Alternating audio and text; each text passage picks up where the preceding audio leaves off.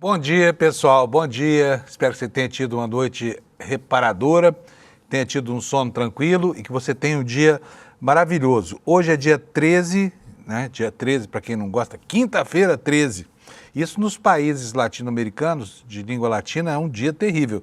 Para eles, lá o que é para nós a nossa sexta-feira 13 é a quinta-feira 13 para eles, tá? Mas enfim, não vai acontecer nada extraordinário nem aqui nem em lugar nenhum, porque afinal de contas, né?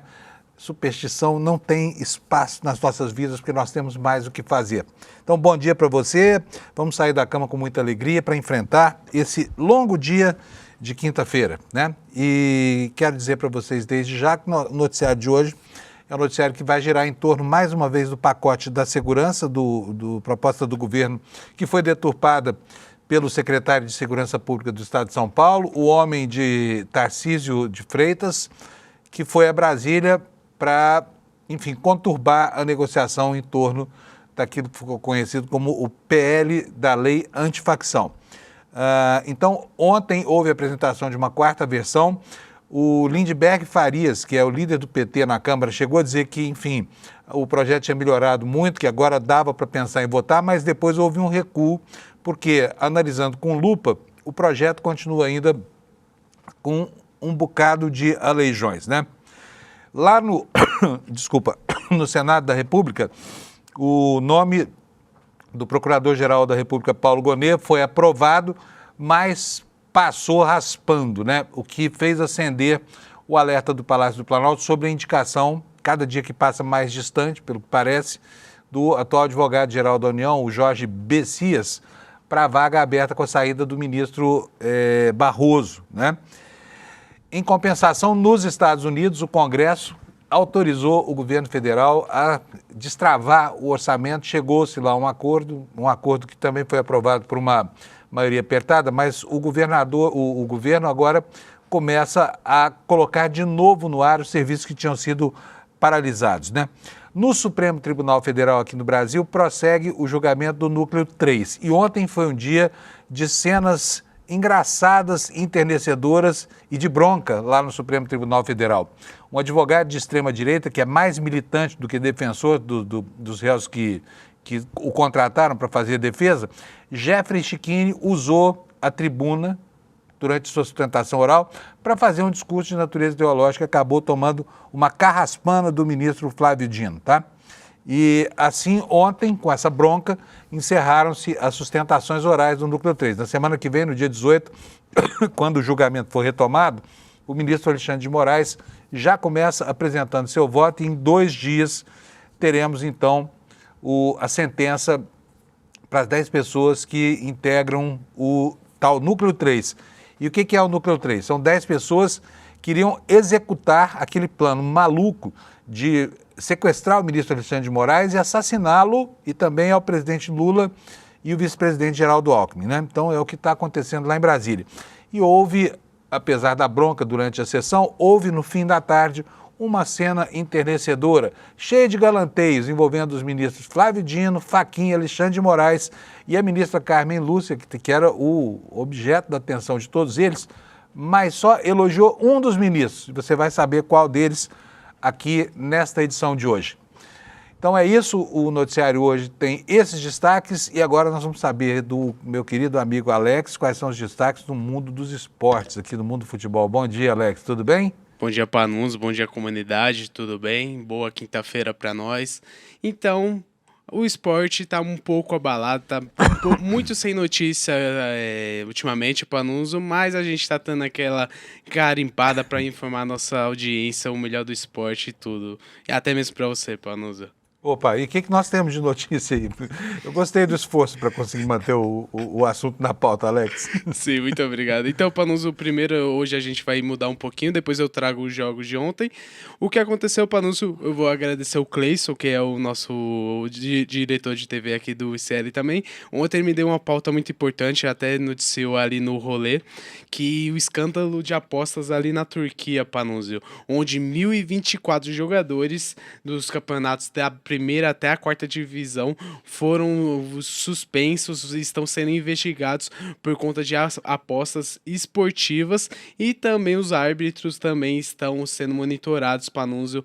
Lá na Turquia tem 571 árbitros registrados. E Panunzio, adivinha quantos tem registros em casa de aposta? Não tenho a menor ideia. Não entendo nada nem de futebol, muito menos de aposta e menos ainda de estudo na Turquia, viu, Alex? Mas Sim. conta pra nós. Então, Panunzio, metade dos árbitros, 371, tem registro de casa de apostas, e nisso está sendo monitorado. O que acontece? Lá está tendo essa investigação na Turquia por conta de que todos os times ali praticamente têm alguns jogadores envolvidos em apostas, tanto que na primeira divisão, do primeiro até o 10º colocado, apenas um clube não tem, que é o Fenerbahçe, e o resto, todos os clubes têm, até o Galatasaray e o Beşiktaş, 2 jogadores de cada clube ali. Como é que chama esses clubes aí?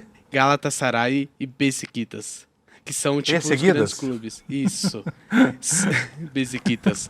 Estão sendo investigados ali, lembrando que são 27 jogadores da primeira divisão, 77 jogadores da segunda divisão, 282 jogadores da terceira divisão e 629 jogadores da quarta divisão. Ô Alex, me fala uma coisa, tem alguém honesto na Turquia fazendo nas bets deles lá, não? Porque gente pra caramba aí fraudando a aposta, né?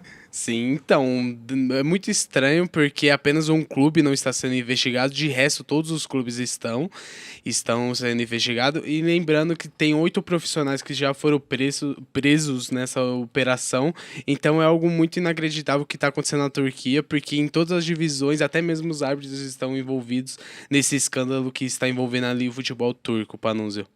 Pois é, onde tem aposta tem corrupção, né? Sim. E a Turquia é uma zona também, igual ao Brasil aqui. Tanto no futebol quanto na decência e também em relação à taxa de juros, né? Eles vivem concorrendo com a gente para ver quem tem a taxa de juros mais alta do mundo. Acho que nesse momento o Brasil está ganhando da Turquia, né? Por falar nisso, mesmo. Tem informação sobre isso no jornal, sobre economia, porque olha, que decepção esse Galípolo, hein? Todo mundo achava que o cara ia botar o trem de volta nos trilhos, a locomotiva do desenvolvimento, mas não. Está dizendo aí que percam as esperanças de ter juros nada. Tudo isso para quê? Para engordar banqueiro, né? Depois os caras saem do Banco Central diretamente para os bancos e corretores. Mas vamos falar de futebol, que é o que interessa. O que mais nós temos, Alex? Então, além desse escândalo, Panunzio, ontem teve um jogo atrasado da 16ª rodada, o jogo entre Atlético Mineiro e Fortaleza. Foi um jogo muito controlado ali pelo Atlético Mineiro, porém, no finalzinho teve um gol do Davidson. Primeiramente, o Atlético abriu 2-0, aí o Davidson fez um gol de desempate ali, fez 2-1, e nisso o Dudu fez 3-1. Só que o Davidson estava na noite iluminada ontem, Panunzio, e fez os 3 gols do Fortaleza, que o jogo acabou ali empate 3-3, dando um jogo realizado na casa do Atlético Mineiro pela 16ª rodada, esse jogo atrasado, Panunzio. Puxa vida, 3 gols num mesmo jogador durante uma única partida é muita coisa, é muito gol, hein? O cara deve ser bonzaço, hein, Alex? Então, ele fez o gol em 2021 do Palmeiras em cima do Flamengo, então eu tenho um grande carinho pelo Davidson. Poxa vida, viu? Justo em cima do Flamengo. Sim. Vamos nessa, Panunzio. Valeu. Vamos nessa. Terminamos, né? Maravilha. Bom, pessoal, vamos lá começar. Como sempre faço aqui, eu vou começar com a meteorologia. E hoje nós temos 2 alertas aqui de tempo. 2 não, são vários alertas, mas tem 2 regiões mais complicadas aqui. Você já vai ver aí na sua tela, o Alex vai mostrar pra gente o mapa do Brasil. Tá aqui, olha, essa região aqui, entre Rondônia e o Amazonas e o Nortão do Mato Grosso, tem o alerta mais severo, né? Alerta alaranjado, é um alerta de perigo, não é um alerta de grande perigo, mas vai chover bastante nessa região. Mas essa região aqui está habituada com a chuva, lá não tem muito problema, a densidade demográfica é baixa, enfim. Agora, aqui no sul do Brasil é complicado. Tem outro alerta aqui, olha, um alerta sobre o sul do Mato Grosso do Sul, mas é uma zona que exerce influência climática sobre também uma partezinha pequena do Noroeste Paulista e a metade oeste do Paraná e também do estado de Santa Catarina. Portanto, o pessoal dessa região aqui que se acautele, eu vou até ler aqui para vocês o que diz aqui o alerta. Está aqui, olha, chuvas de até 60 milímetros por hora, somando aí o volume acumulado 100 milímetros por dia. Ventos intensos que podem chegar a 100 quilômetros por hora, pode haver queda de granizo com risco de corte de energia, plantações, né, que estão recém semeadas aí, podem ser prejudicadas e pode ter queda de árvores e alagamentos nas regiões urbanas. Então é toda essa região aqui, olha, metade sul do Mato Grosso, metade oeste do Paraná, uma pontinha de São Paulo e também a pontinha oeste aqui do estado de Santa Catarina, tá bom? Esse é o alerta mais grave. Vou voltar aqui para o mapa, porque, olha, também em Salvador, cidade que está se transformando rapidamente no local de maior pluviosidade do Brasil, porque só faz chover lá em Salvador, né? O pessoal falava que era aqui, essa região do litoral sul aqui, entre Ubatuba, no estado de São Paulo, no litoral norte de São Paulo, e Paraty, no litoral sul do Rio de Janeiro, era a região mais chuvosa do Brasil, mas Salvador periga passar na frente disso aí, né? Agora, vamos dar uma olhadinha aqui nas temperaturas para a gente ver como é que fica. Olha aqui, eu falei, chuvas em toda essa área verde, na área verde clara também. Nessa área amarela e no amarelo claro aqui é sol bravo, tá? Sol bravão, com baixa umidade relativa do ar e calor. Vamos para as temperaturas. Em Porto Alegre a temperatura vai chegar a 29 graus, né? Ontem eu falei que tinha gaúcho virando churrasco lá em Porto Alegre. Hoje, de novo, nós vamos ter aquele cheirinho de churrasco espalhado no ar da capital do Rio Grande do Sul. Em Florianópolis, a máxima chega a 26 graus, nuvens, pancadas de chuva. Em Curitiba, a geladeira do Brasil, tiraram da tomada, porque a temperatura lá vai a 24 graus. Isso em Curitiba é muito calor. Em São Paulo, a temperatura chega a 32. Ontem foi um dia de calor escaldante, muito sol aqui na cidade de São Paulo, né? Hoje vai piorar, tá? Você que trabalha aí de terno e gravata, essa coisa toda, se prepare porque o dia hoje será um calorão. Lá no Rio de Janeiro não vai ser tão quente, a temperatura vai chegar a 30 graus e lá venta, né? Lá até a praia. Em Vitória, 28 graus, em Belo Horizonte, 30 graus de calor. Alô, minerada, se preparem aí também. Depois aqui em Campo Grande, nós teremos 28 graus de temperatura. Em Cuiabá, que é um dos lugares mais quentes do Brasil, 35 graus. Em Goiânia, 35 graus também de temperatura. Ufa! Em Brasília, 29 graus, nuvens no céu, mas sem previsão de chuva por enquanto. Em Rondônia, 33 graus de máxima. Aqui chove todas essas cidades do norte, tá? Depois Rio Branco, com 30 de máxima. Manaus, muitas nuvens, 34 graus. Em Boa Vista, 33. Em Macapá, 33. São Luís do Maranhão, 34. Belém do Pará, capital da COP30, né? 34 graus. São Luís, 32. Teresina, Piauí, 38 graus. É muito quente. E aí as capitais do Nordeste. Fortaleza o dia será de sol aqui, exceto em Salvador, tá? Então vamos lá, poucas nuvens em Teresina com 31 graus, Natal a mesma coisa, Recife 29 graus de máxima, Maceió 30, Aracaju também 30 e aí chegamos a Salvador, 28 graus Celsius hoje de máxima, nublado, pancadas de chuva de novo, né? E Palmas, no Tocantins, terá 35 graus de máxima, nuvens no céu, mas nada de chuva, tá? Essa é a previsão do tempo para o dia de hoje. E já que você já sabe se vai precisar sair de casa de camiseta regata ou de agasalho, ninguém no Brasil hoje, né? Vamos passar para os destaques do nosso noticiário na capa do iclnoticias.com.br, o portal do ICL. Manchete principal dá conta do empacamento que aconteceu do projeto de lei antifacção. De novo, né?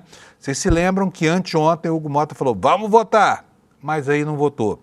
E já estamos na quarta versão do relatório, Derrite debaixo de uma pancadaria de críticas aí por todo mundo. O Derrite conseguiu desagradar gregos e troianos. O que foi, Alex? O Alex está me dando um arquivo aqui. Tem notícia nova aqui na página do ICL, deixa eu ver o que foi que o Chico Alves fez aqui. Já está aí, mudou, portanto, a manchete, olha, mudou a manchete, mas o assunto permanece, né? Em quarta versão do PL antifacção, Derrite mantém impasse e segue incomodando o governo. Mas não é só o governo, agora está incomodando os companheiros dele lá da extrema-direita também, tá bom? E aí houve o adiamento, é o que nós vamos ver daqui a pouco. Temos novidades na Operação Carbono Oculto, né? As impressões digitais, o rastro de onça que leva até o estado do Piauí estão se revelando, tá?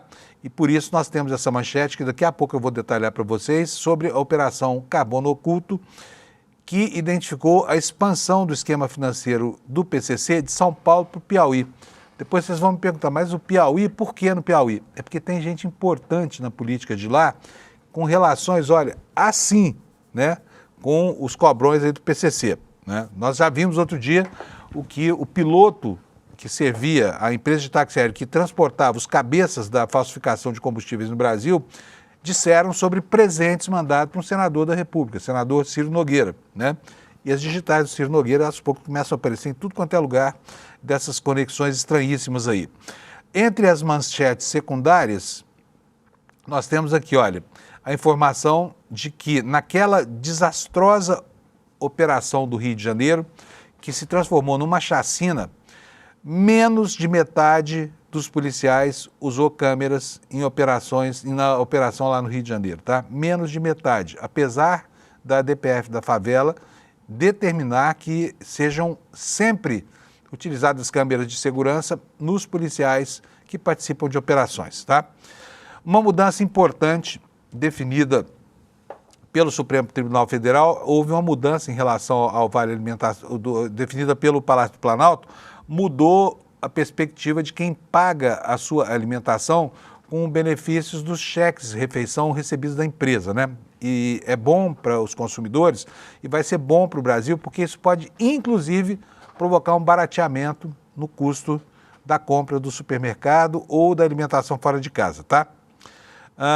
Aqui, o último destaque: o Senado aprova a recondução de Paulo Gonet à Procuradoria-Geral da República, passou raspando, e aí começam, né, as especulações sobre o que fazer com a vaga que o presidente Lula queria endereçar ao Jorge Messias, né, que a gente conhece como Bessias, é o advogado-geral da União, mas ao tempo da Dilma ele foi aquele que portaria o documento de nomeação de Lula para um dos ministérios da Dilma para evitar a prisão dele pela Operação Lava Jato. E a coisa desandou, não ficou fácil. Vocês se lembram que 2 semanas atrás, quando os problemas começaram, eu mesmo falei para vocês, ó, o gato do Messias subiu no telhado, né? E agora está lá em cima, na beirada do precipício, né? Será que o presidente Lula vai conseguir aprovar esse nome ou será que ele vai ceder e fazer o que o Senado quer, dando essa vaga para o senador Rodrigo Pacheco? É um dilema a ser resolvido, tá bom? Gente, vamos começar então a detalhar o noticiário. Vamos começar aqui pelo que aconteceu ontem em Brasília em relação a essa complicadíssima negociação para a tramitação e aprovação do PL antifacção. Como a gente sabe, desde sexta-feira para cá, houve vários movimentos, né, movimentos de recuo, principalmente do relator Antônio Derrite, que o pessoal lá já está começando a chamar de Paulinho da Força, né, numa alusão pejorativa ao Paulinho, que topou aquela roubada, né, pautada por Aécio Temer para apresentar um projeto de anistia disfarçado de projeto de dosimetria. Então o Derrite aos poucos vai se transformando numa espécie de segunda versão do Paulinho da Força. E a manchete é essa que vai para a sua tela aí agora. Após pressão e impasse com Derrite, a Câmara adia a votação do PL antifacção. Governo, oposição e governadores pressionam. A atuação de Derrite isolou o texto e desgastou Mota. Criou uma, eu ia falar um palavrão aqui, mas uma baita confusão lá em Brasília, tá? Obrigado, Amaral. O Amaral sempre atento aqui, né? Algum disparate verbal aqui do âncora do horário. Bom, vamos lá. A matéria do Kleber Lourenço está no nosso site aí do ICL Notícias, ela dá conta do seguinte: a votação do PL antifacção no plenário da Câmara foi adiada após um dia marcado por impasses, críticas públicas e desgaste político. Até o momento, o acordo é para que o texto seja votado na próxima terça-feira. E eu quero saber do Alex se já estão prontos aí os vídeos do Derrite e do Lindbergh sobre o assunto. Alex, beleza, maravilha. Está tudo lá, então vocês vão ver já já. Até o momento, o acordo é para que o texto seja votado na próxima terça-feira, dia 18. Né? Era para ser votado na terça-feira desta semana que passou. Ao longo da quarta, consolidou-se o entendimento de que não havia condições nem mínimas para levar o texto à votação nesta semana. O governo, a oposição e agora, né, esse elemento novo na cena, os governadores de direita se somaram à pressão por um adiamento, né? Como se o Brasil pudesse perder tempo com essas práticas deletérias de afirmação político-eleitoral e ideológicas, né? Não pode, mas estão aí fazendo dessa forma. Culpa de quem? Hugo Mota, porque foi ele quem resolveu encampar o pleito do Tarcísio de nomear esse corpo estranho chamado chamado Guilherme Derrite para roubar a cena do governo na tramitação desse projeto de lei antifacção que ele estragou todinho. Vamos continuar aqui. Desde o início da tarde, integrantes da articulação política classificavam a tramitação como atrapalhada, confusa e sem diálogo. O principal alvo do incômodo foi quem? O relator, Guilherme Derrite, secretário de Segurança de São Paulo, licenciado, cuja atuação gerou insatisfação tanto no Executivo quanto entre lideranças da oposição. A avaliação predominante era de que Derrite não conseguiu construir pontes com setores essenciais para viabilizar um mínimo de consenso, tá? E aí aparecem os governadores na cena, justo eles que sabotaram o pacote do governo para conter o pacote da segurança pública, né? Eles se interpuseram entre o governo e o Congresso, pararam a negociação e agora estão parando de novo. Vamos ver o que nos diz aqui o Kleber. A situação se agravou após reunião entre o presidente da Câmara, Hugo Mota, e os governadores do chamado Consórcio da Paz. Em coletivo, o governador do Rio, Cláudio Castro, afirmou que o texto estava excessivamente centrado na visão paulista e que era necessário abrir espaço para discussões mais amplas, incorporando demandas de outros estados e questões regionais que envolvem a segurança pública. Castro defendeu um período maior de debate, dando voz aos governadores para apresentar sugestões e ajustes. O incômodo foi alimentado pela percepção de que o relatório foi construído sem participação federativa e sem considerar especificidades locais, especialmente de estados que convivem com dinâmicas distintas da criminalidade.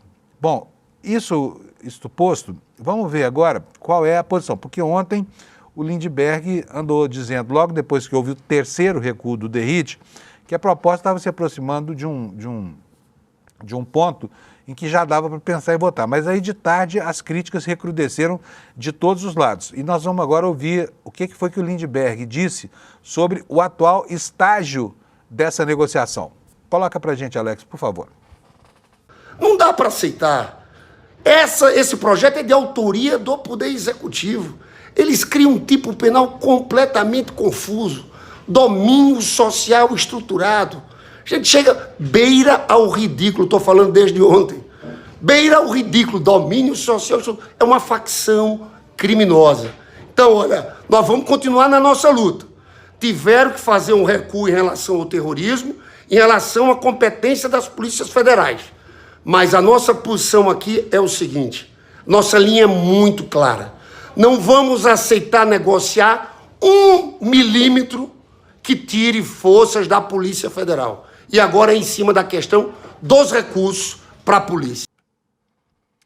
Pois é, explicando direito o que é isso, o Lindbergh publicou uma nota e essa nota explicita quais são as dificuldades, né? Ele diz aqui o seguinte, você está vendo aí na sua tela, a quarta versão do substitutivo do Derrite aprofunda a desorganização normativa, mantém vícios estruturais graves, especialmente ao retirar recursos da Polícia Federal no artigo 10, parágrafo 8º e 10º, enfraquecendo o órgão de coordenação nacional e contrariando o espírito da PEC da Segurança Pública.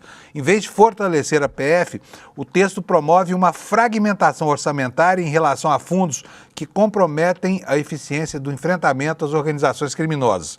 O substitutivo também desmonta a política de descapitalização das facções porque elimina as medidas cautelares especiais previstas no projeto original, substituindo-as por instrumentos já existentes e criando a ficção de uma ação civil autônoma que só acrescenta morosidade, insegurança jurídica e pulverização de procedimentos de recuperação de bens. Com isso, a proposta perde a sua espinha dorsal, a capacidade de bloquear rapidamente recursos ilícitos e atingir o coração financeiro das facções criminosas. E para completar, diz aqui o Lindbergh, que o relator insiste em inventar categorias sem fundamento jurídico, como essa organização ultraviolenta, tentativa de apagar a terminologia rigorosa de facção criminosa introduzida no texto original pelo governo federal, né?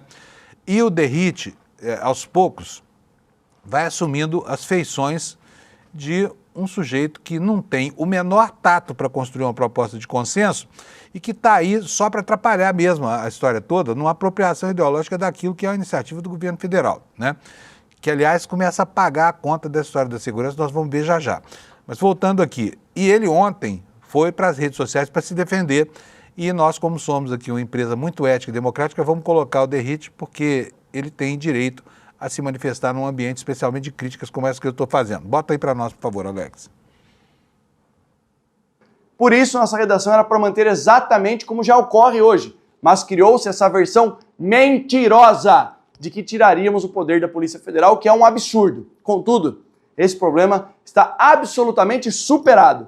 Como tiramos essas modificações e o novo texto dentro da lei antiterrorismo, não há motivo mais para tratar de competência das polícias estaduais e federais, pois não tem a limitação que existia da lei federal antiterrorismo, que esses crimes eram exclusivamente de competência da Polícia Federal. Essa narrativa maldosa, feita por pessoas que lutam incessantemente para que uma lei como essa, uma lei dura, que traz aqui uma inovação dentro do nosso ordenamento jurídico, com penas que podem chegar até 60 anos de prisão para líderes de organizações criminosas, esses que vão cumprir obrigatoriamente o cumprimento da pena no sistema penal federal, que não vão ter direito à visita íntima, os filhos não terão direito ao auxílio reclusão.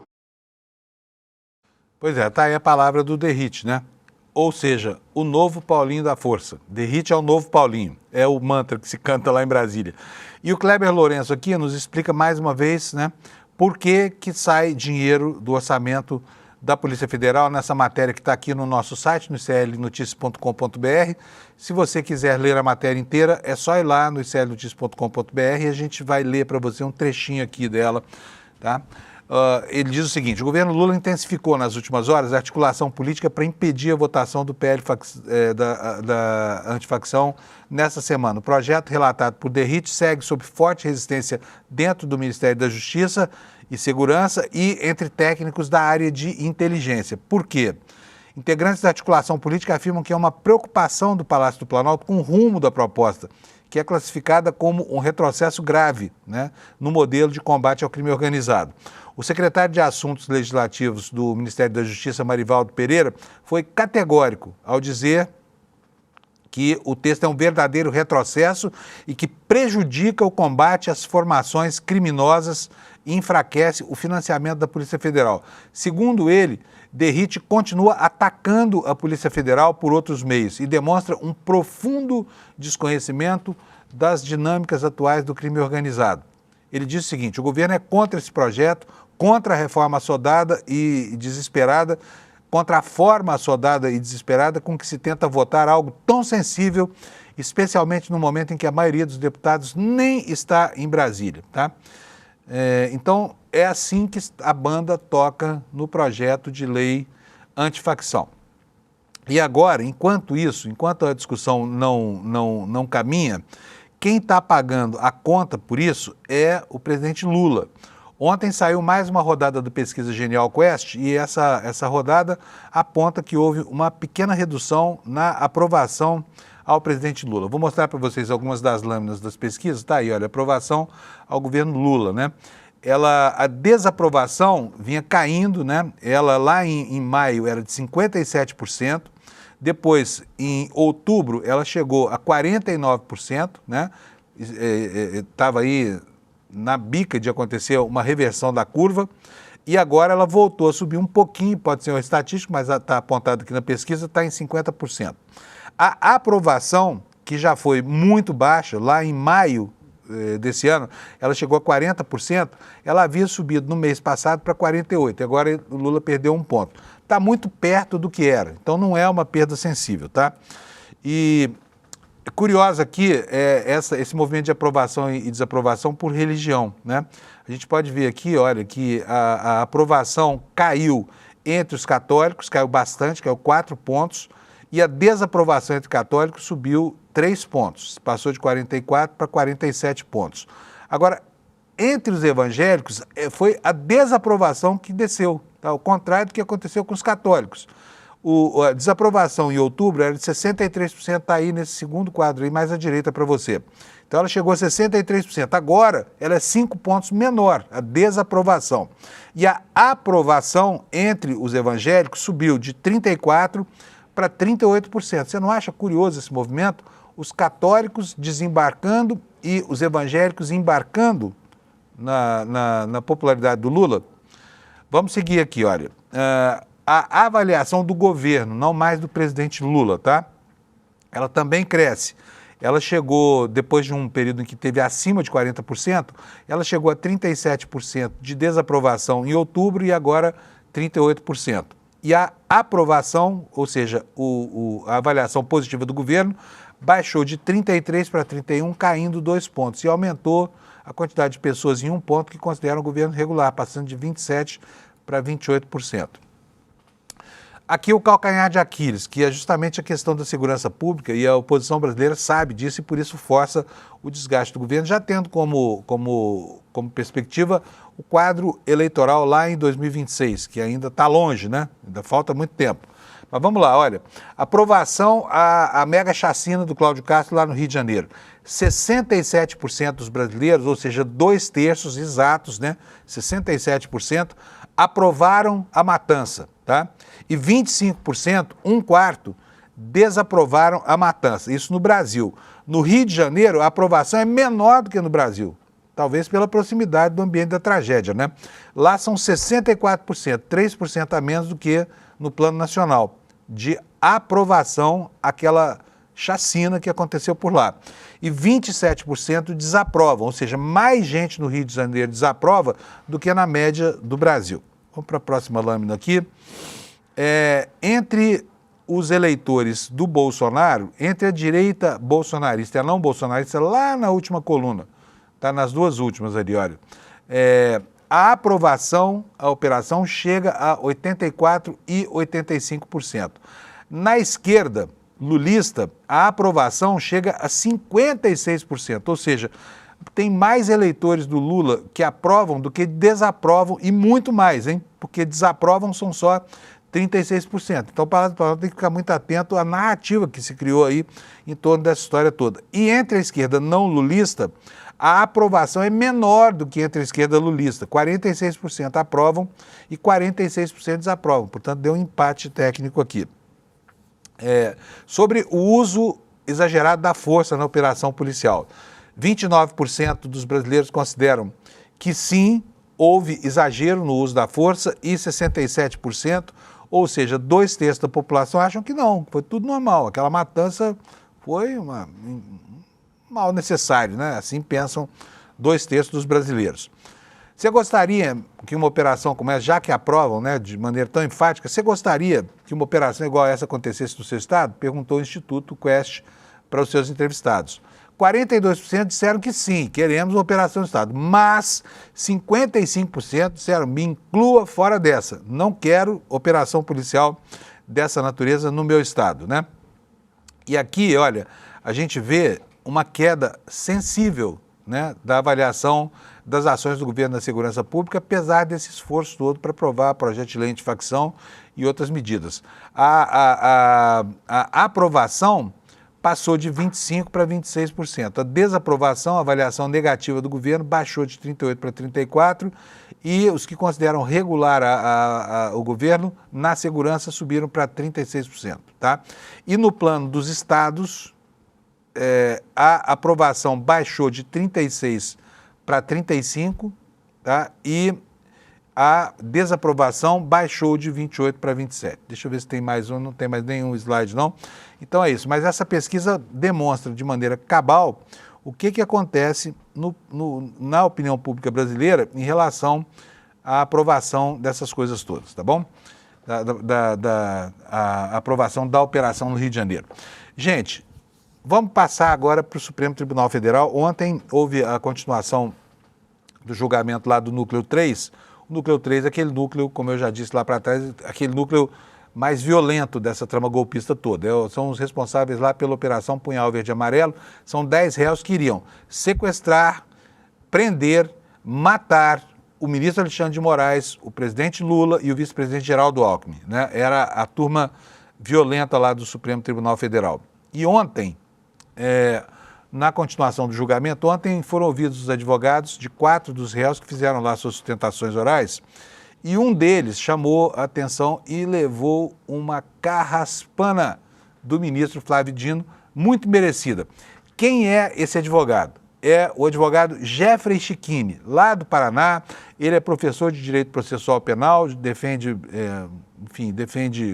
alguns réus aí nessa história toda, mas o cara é muito desgovernado, de arrogante. É uma coisa impressionante a maneira como ele se dirige ao Supremo Tribunal Federal. Nas suas redes sociais, ele esculhamba os ministros, claramente, move uma campanha de perseguição ao Alexandre de Moraes, aí se apresenta na tribuna ainda querendo ensinar o Padre Nosso ao vigário. E é exatamente isso que nós vamos ver. Repara bem, eu separei aqui um trecho da atuação desse advogado e eu queria muito a sua opinião aqui na nossa área de comentários, tá bom? E o Alex vai rodar para a gente. Observe que ele já começa dizendo que o Supremo está promovendo uma injustiça. E depois, ao final, ele diz o que os ministros devem fazer, numa atitude extremamente arrogante e provocativa, né? Que não sei se funciona em relação ao interesse legítimo do cliente dele, que estava ali dependendo de uma atuação de um advogado minimamente descomprometido, né, das suas causas ideológicas. E eu já vou antecipar que esse Jeffrey Schichini, ele está usando a tribuna do Supremo para fazer a campanha dele a senador. Ele é candidato declarado a senador lá pelo estado do Paraná. Talvez isso explique o modo histriônico e desastroso como ele se apresenta diante da corte mais importante do país. Roda para nós o VT, por favor, Alex.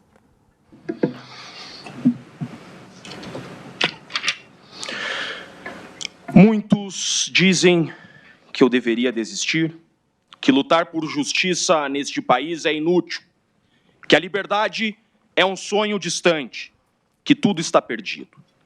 Porém, quando vejo a mentira sendo chamada de verdade e o justo sendo tratado como criminoso, algo dentro de mim se acende. Não por vaidade nem por teimosia, mas porque a advocacia é a vocação que recebi de Deus e porque atuar como última linha de defesa entre o Estado, a acusação, e o cidadão é minha missão de vida. Enquanto houver um sopro de vida dentro de mim, eu seguirei fazendo a minha parte. Nem que seja para escancarar a injustiça e deixar registrado para o futuro que neste tempo e neste Brasil tão difíceis, houve advogados que não se curvaram. Eu encerro lembrando de uma célebre frase de Platão. Abro aspas. É mais fácil sanar a ignorância do que o conhecimento errado. Essa defesa conseguiu sanar o conhecimento errado. Senhor ministro presidente, máximo respeito à vossa pessoa, vossa excelência, ministro relator, ministra Carmen Lúcia, ministro Zanin, procurador da República. Essa defesa com muito respeito devolve a palavra esse juízo e pugna pela absolvição de Rodrigo Bezerra de Azevedo por negativa de autoria. Você viu, né? O cara é extremamente arrogante. Vocês não têm ideia do que esse sujeito faz nas redes sociais dele contra o Supremo Tribunal Federal. Tá? É uma campanha diuturna e aí se apresenta lá ainda querendo ensinar aos ministros como é que eles votaram. Tá? Mas o presidente da primeira turma, o ministro Flávio Dino, não deixou passar em branco. Tá? Foi a primeira vez que esse advogado foi admoestado, teve a atenção chamada para o seu comportamento, não só na tribuna, né, onde ele faz de palanque, mas especialmente do lado de fora do Supremo, porque ele achincalha, ele avacalha com o tribunal. Olha só a bronca que o Jeffrey Schichini tomou do Flávio Dino. Nós, como tribunal, é da nossa tradição mais do que centenária, valorizamos muito as argumentações das partes. E quem tem acompanhado esses julgamentos sabe da importância das sustentações orais. E nós respeitamos muito, claro, todo o direito, tanto do Ministério Público quanto da advocacia. O tribunal, assim como faz em relação às partes, é destinatário também, como um dever legal, de respeito.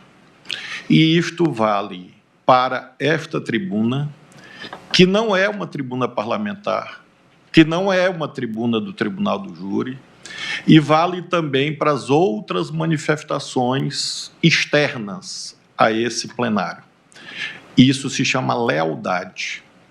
E o tribunal tem sido, ao longo desses mais de 100 anos de república, extremamente leal com a advocacia brasileira. E, portanto, nós reivindicamos idêntico tratamento. E, repito, não só nesta tribuna, como fora dela.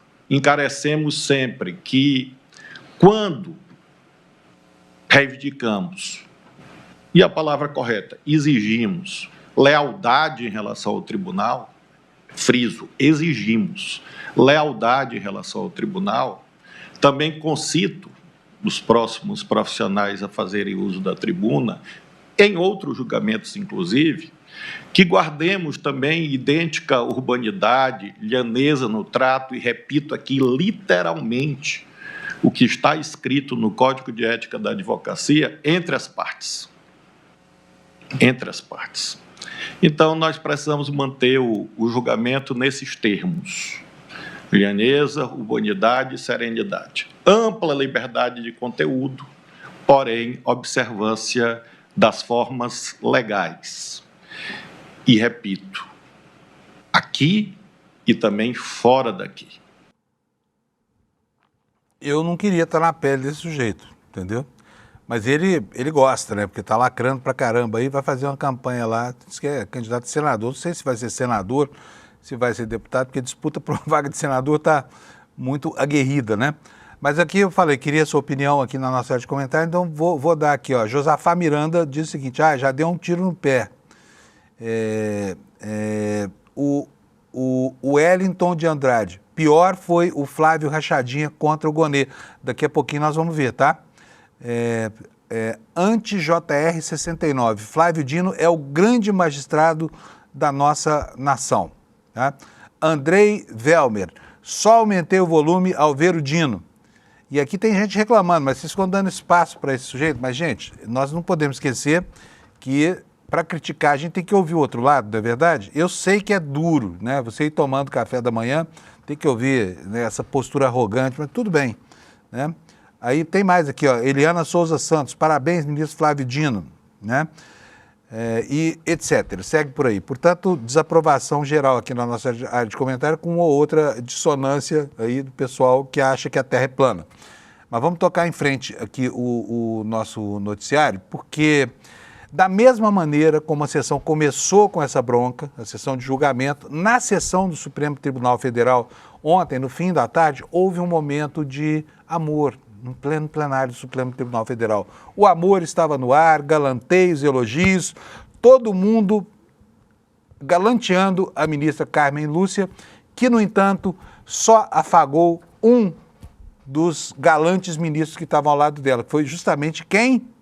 Quem que você acha que a ministra afagou, verbalmente falando? O ministro Flávio Dino. Olha só que coisa curiosa, depois dessa hora de tensão aí, o lindo momento em que o amor estava no ar no Supremo Tribunal Federal. Roda para nós, Alex, por favor.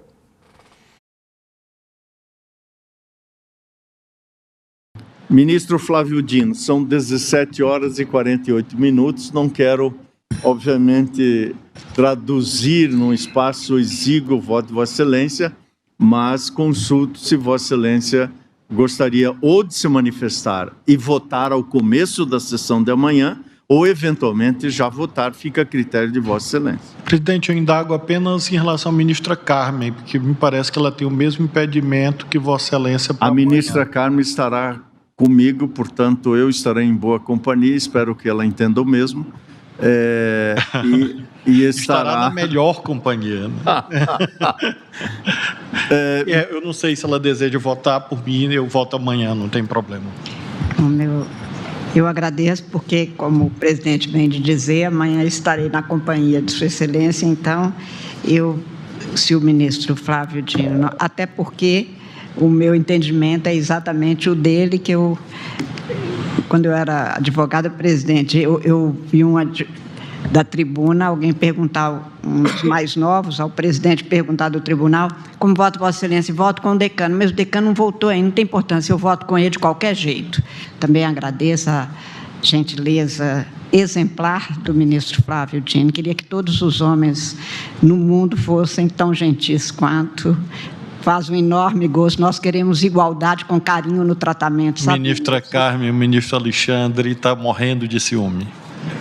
Quero Eu informar adoro Vossa isso, eu Excelência. quero morrer assim, com um se agradando e o outro com ciúme. É isso que eu quero no final da vida. Doutor, ministro Flávio, não estou mais porque amanhã vai fugir com o ministro Fachin, não gostei. Que eu fui envolvido. Como terceiro interessado, foi chamado Alídio. Legal, né? Eles têm lá esses momentos assim. E aí a presença do Flávio Dino, que realmente é uma pessoa sempre muito bem-humorada, muito respeitador, acaba ensejando esse tipo de coisa. É bom ver isso, porque, né, o tribunal vive hoje, assim, um momento de grande visibilidade. Então, até para a gente lembrar que por baixo daquela toga reside um coração. Vocês não gostaram? Estou vendo aqui na área de comentário também, tenho certeza absoluta que vocês gostaram, né? Bom, pessoal, agora vamos tratar de uma outra questão. Primeira coisa, são duas questões correlacionadas aqui. Primeiro foi a recondução do Gonê. Ontem o Senado aprovou, né, passou raspando, e é o que nós vamos tratar agora. E aí isso faz acender o farol do Palácio do Planalto com relação às chances de sucesso da indicação do candidato do presidente Lula. E fica aqui, desde já, uma indagação cuja resposta não se sabe, tá? Será que vai dar certo? Será que Lula vai conseguir emplacar o seu atual advogado-geral da União, Jorge Messias, numa das vagas mais cobiçadas de toda a estrutura burocrática do Brasil?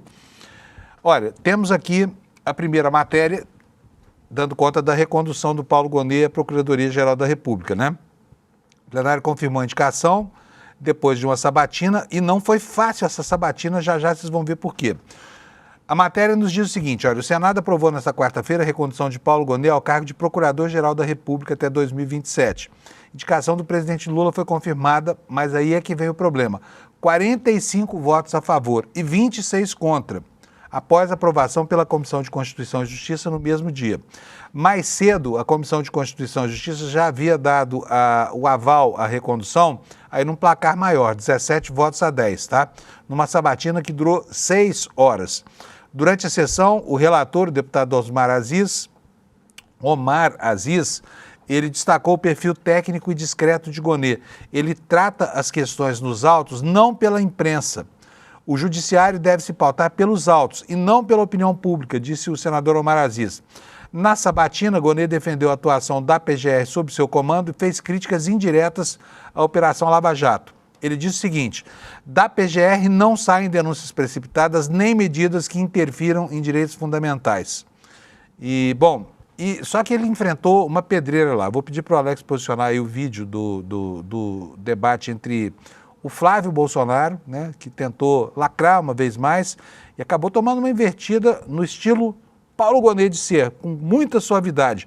E é o que nós vamos ver agora. Repare só o questionamento e a resposta e veja, perceba o quanto de sangue frio tem que ter uma dessas autoridades da República, numa situação como essa, para não sair dando porrada no seu contendor, no seu adversário. Bota para nós o VT, por favor, Alex. Os membros do Ministério Público Federal devem ter vergonha do senhor hoje. Eu gostaria de fazer o registro da presença aqui na sala do presidente da Associação Nacional dos Procuradores da República, o doutor José Schettino, que representa a quase totalidade dos membros do Ministério Público Federal. E ele me mandou a seguinte mensagem: muito boa sorte amanhã na sabatina.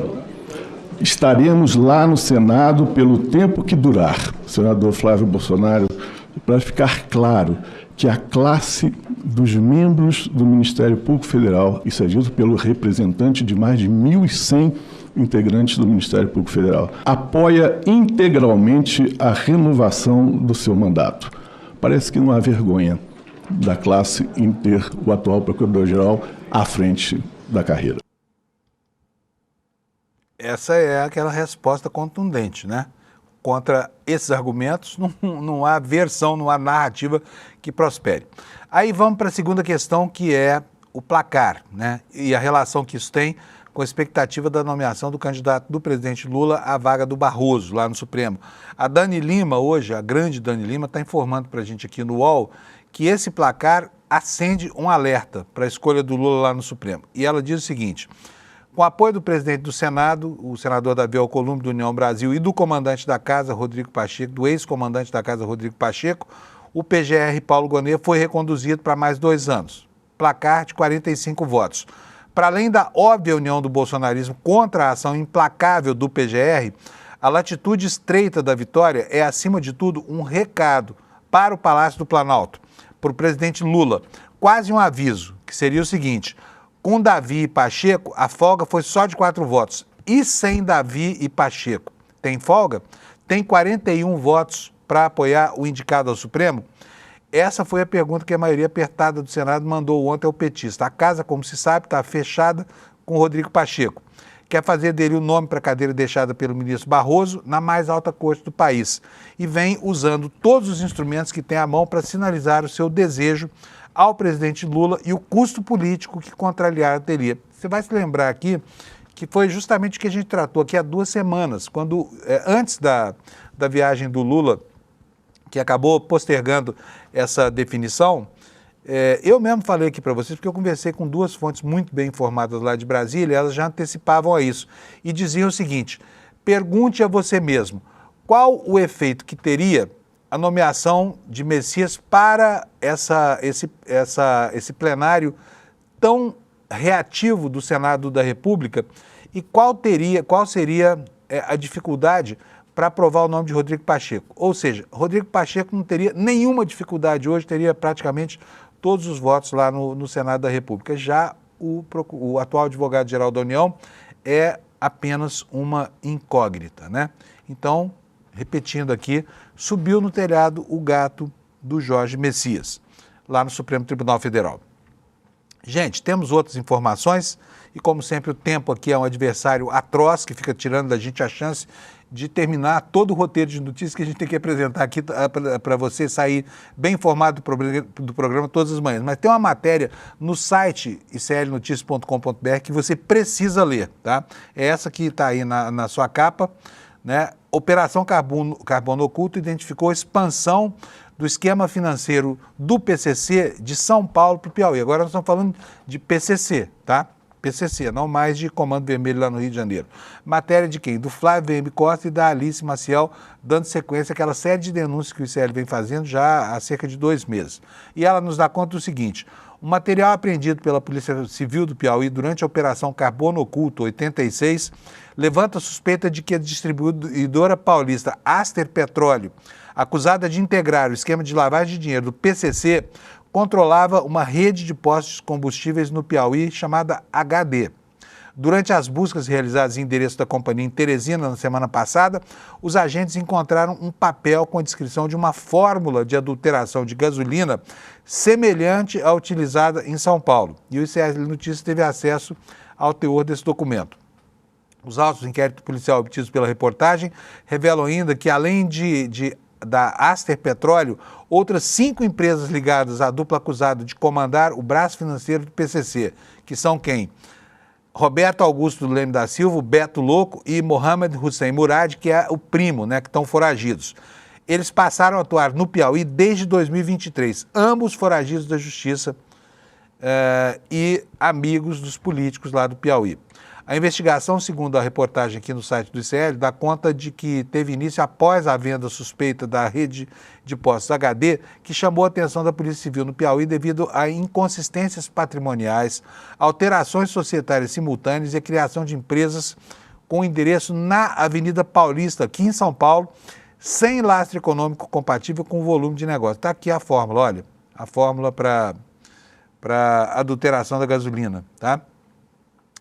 E a matéria segue dizendo o seguinte, que o aprofundamento da apuração revelou uma conexão direta entre empresários locais e o grupo de operadores financeiros de São Paulo, que já estavam na mira da Operação Carbono Oculto, deflagrada em agosto pela Polícia Federal e o Ministério Público do Estado de São Paulo. A Polícia Civil do Piauí identificou o modus operandi semelhante ao descrito na Operação Paulista: aquisição de impostos por uma empresa de fachada, substituição de uma bandeira comercial sem alterações operacionais reais, criação de fundos e holdings para mascarar os benefícios finais e movimentação financeira atípica via fintechs e contas interligadas, adulteração de combustível e emissões de notas fiscais sobrepostas. Por ser um desdobramento da Operação Carbono Oculto, a investigação piauiense foi batizada com o mesmo nome, mas com acréscimo do número 86, porque 86 é o número do código DDD lá do Piauí, tá? Então, as conexões começam a aparecer. E aqui nós estamos falando, gente, de coisas importantes.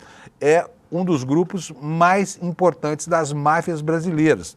Veja só como a migração já não acontece mais por intermédio das relações dentro dos presídios, tá? Elas acontecem por quê? Porque elas se dão na cúpula, né, em injunções políticas que acontecem no mundo, né, dos grandes nomes da política brasileira.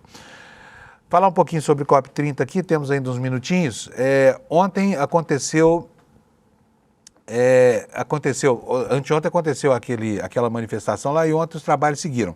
Né? Mas há um claro conflito aí entre organizações sociais, especialmente aquelas que congregam os interesses dos povos indígenas e a visão do ambientalismo, né? E vou mostrar para vocês uma reportagem aqui no site Brasil de Fato. Olha aí, Cúpula dos Povos começa com proposta de ser um marco na luta por justiça climática, né? Na noite da quarta-feira, ontem, diante de uma plateia cheia e plural, representantes do movimento popular deram início a um evento paralelo, que é a Cúpula dos Povos, que é a maior mobilização da sociedade civil na COP30. A abertura oficial do encontro encerra um processo de mais de 2 anos de preparação, né? E a proposta, já no primeiro dia de encontro, circulava lá uma série de propostas pelo gramado da Universidade Federal do Pará, que é onde esse evento acontece, né? E havia pessoas de diversos lugares trazendo para o encontro histórias e denúncias. Indígenas, ribeirinhos, quilombolas, jovens, estudantes, mães e pais com crianças de colo, segurando a bandeira e se colocando lá, né, querendo participar dessa discussão. Na área oficial da COP30, né, que é composta por 2 zonas, a Zona Azul e a Zona Verde, grandes corporações, muitas delas vinculadas a crimes ambientais, que estão patrocinando os espaços. E aqui começam os conflitos. É o caso, por exemplo, da mineradora Vale, da Vale do Rio Doce, né, que é um dos principais financiadores do evento, e também uma empresa que está relacionada a 2 tragédias ambientais gigantescas no Brasil. O rompimento da barragem de Mariana em 2015 e da de Brumadinho em 2018 lá em Minas Gerais. E diante do que classificam como contradição ou hipocrisia, os movimentos populares organizaram um espaço de debates, manifestações, feira, apresentações culturais, com apresentações que vão até o próximo dia 16, tá? E ontem aconteceu, inclusive, gente, olha aí, ó, uma barqueata, tá? Barqueata por justiça climática e ambiental para marcar o início da Cúpula dos Povos. Aponta aqui também o site Brasil de Fato, tá? Eu preciso registrar aqui, vai ser a última informação do dia de hoje, vou ler para vocês aqui, mostrar a manchete do New York Times. Olha, Trump assina um projeto de lei que encerra a mais longa paralisação da história do governo americano. Conseguiram destravar lá o orçamento, a informação está aqui no cantinho da página. Olha, a votação se deu, a aprovação do fim da restrição do orçamento se deu por 222 votos contra 209, né, um placar folgado, depois de 43 dias de paralisação do governo federal. Então as coisas voltam a funcionar lá nos Estados Unidos. A gente estava vendo que houve restrições em aeroportos, porque os controladores de voo não estavam recebendo, e o Trump estava se valendo desse shutdown, como eles chamam lá, dessa paralisação, para quê? Para continuar demitindo no serviço público americano, né? É isso, gente. Terminei por aqui. Quero de novo convidar vocês para conhecer a segunda pós-graduação, a segunda turma da pós-graduação aqui do ICL. E repetindo para vocês, essa eu vou fazer, porque é sobre a teoria crítica, tá? Da Escola de Frankfurt. Está aqui o título dela, é uma alusão direta à teoria crítica da sociedade, né? Que é a visão do pós-guerra, né? Sobre o processo, a destruição da hegemonia do capitalismo. É muito interessante. A aula magna vai ser no dia 27, como você está vendo aqui embaixo, olha, na quinta-feira da outra semana, vai ser às 8 da noite, mas você, se não quiser esperar para fazer a inscrição lá, já pode fazer desde agora, tá bom? Aqui, olha, despertaicl.com.br, tá? despertaicl.com.br.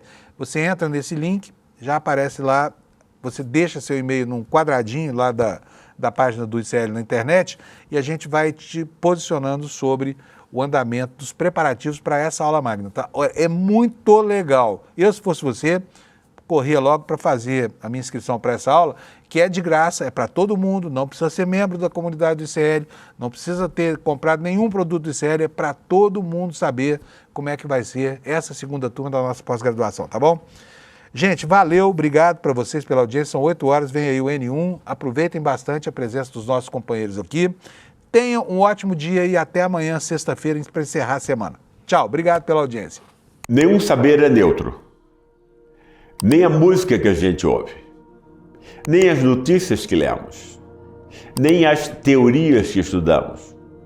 Tudo traz uma visão de mundo e quase sempre essa visão depende de quem já está no poder. A teoria crítica surgiu para mostrar essas ideologias disfarçadas de verdade. Na nova pós do ICL, você vai aprender a enxergar essas formas escondidas de dominação e usar o conhecimento como ferramenta de libertação. Dia 27 de novembro, uma quinta-feira, 8 da noite. Lançamento oficial da nova pós-ICL, com condições especiais para quem estiver presente.